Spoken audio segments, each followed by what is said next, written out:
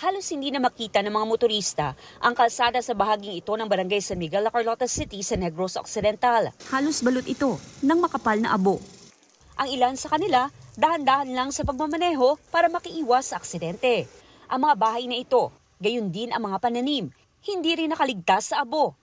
Sa Barangay Hagimit naman, pahirapan ang paglilinis ng mga abong nakapasok sa ilang bahay. Damo gini, ginas ang bago.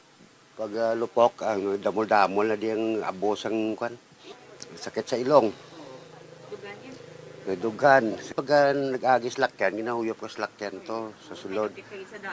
Lapit sa dalan. Dayon ko panglampaso sang basa nga trapo, kay nagapilit sa akong natiil, kay ti ako ginaubo-ubo na ko yung daan. Sa tala ng La Carlota City LGU, may mahigit 1,900 pang individual ang nasa evacuation centers simula noong Disyembre. Nadagdagan ito ng 16 na individual mula sa 4 na mga pamilyang lumikas dahil sumama ang pakiramdam matapos nakalanghap ng asupre. May mga babies, may mga iban ang mga bana, may ginabatsyag, so hindi kagwantas ang bawas ng asupre.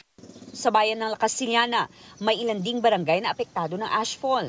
Ma-expect kami tani nga sa lakas nila diri matupa. May slight kami nga mga debris from ashfall nga reported from Barangay Mansalanao and Sagang. Patuloy pa rin naghahanda ang LGU kung sakaling kailangang mailikas. Nasa loob pa rin ng evacuation center ng bayan ang mga pamilyang inilikas mula pa noong Disyembre ng nakaraang taon. Mahigpit na minomonitor ng PHIVOLCS ang susunod pang aktibidad ng bulkan.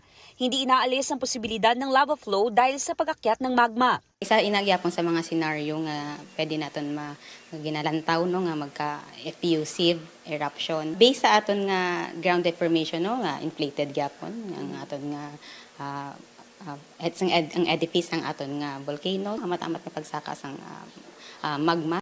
Samantala, nakatakdang magpadala ng quick response teams ang DSWD-6 sa mga bayan na apektado ng pagputok ng kanlaon. Inihahanda na ang family food packs at mainom na tubig para sa panibagong evacuees. Igan, mauna ka sa mga balita, mag-subscribe na sa GMA Integrated News sa YouTube para sa iba't ibang ulat sa ating bansa.